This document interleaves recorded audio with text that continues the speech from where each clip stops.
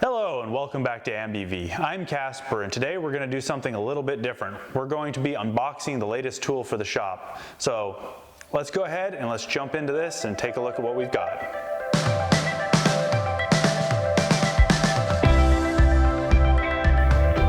So for this unboxing, we will be looking at a Millermatic 211 MIG welder. I've needed a new MIG welder for some time. I haven't really had one around the shop that worked well. The old Miller that we have sitting in the corner is way too big and is just pretty old to the point where it needs a lot of servicing really to get it caught back up and functional. And it's so big that I can't really move it around the shop effectively. The wheels get caught on things. I can't take it into the gravel, things like that. The 211 is a much more portable unit and it's got automated settings based on what metal thickness and what wire size you're working on. It can infer settings for you, which is a lot better for a hobby welder like myself who only welds when I'm doing a small job like some exhaust or repairing something on a trailer. The 211 also is a very small form factor that will make it easy to store on shelves when I'm not using it. So let's go ahead and crack open the box and see what we've got.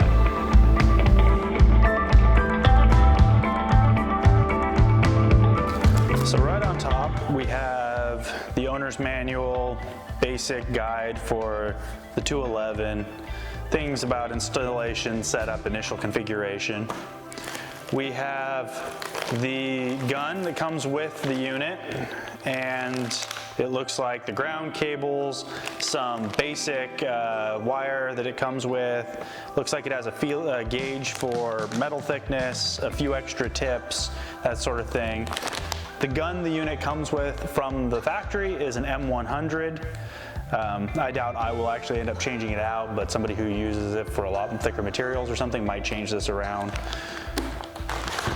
Then it looks like we have our power cable.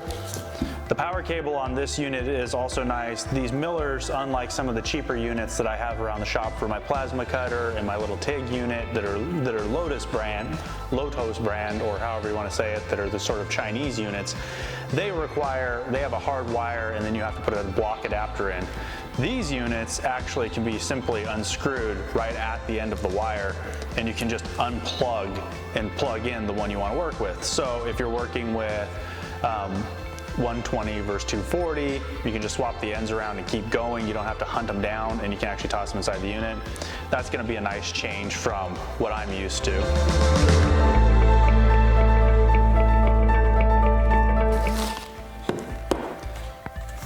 It looks like we have a regulator. I've got several of those laying around, but that's probably a better quality than some of my cheaper regulators.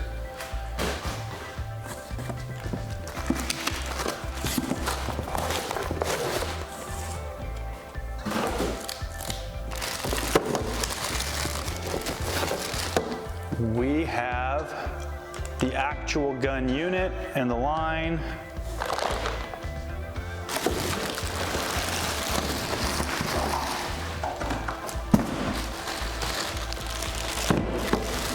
And then the main event, the actual welding unit itself.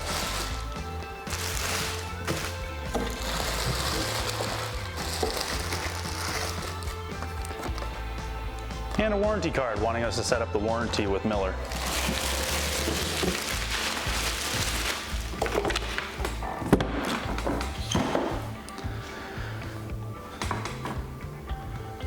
As you can see on the front of this unit, there's very few controls. There's 3 basic controls here based on whether you have 0.024, 0.030, or 0.035 inch wire, and then whether you want to go to a manual wire speed setting. Then on this side, you have a regular voltage dial as well as a material thickness reference chart.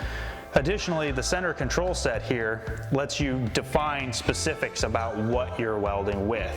For instance, we start with aluminum, we have steel C100, we have steel C25, we have stainless steel, and then we have flux cord self-shielded, so that it's probably just going to disengage the gas regulator entirely.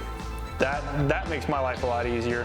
I have shielding gas. I have a small argon tank for my TIG unit, but Usually I forget to have gas on hand, and for the MIG welding I'm doing, I typically don't really care about having to have it that pretty, and I don't really need to drag a tank around with me. So with some self-shielding wire, some flux core wire, I can just grab just this unit, plug it in, drag it under a car, and tack a O2 bung or something of the like in place and be done with it. I don't have to try to figure out how to get my tanks close enough or if they're full.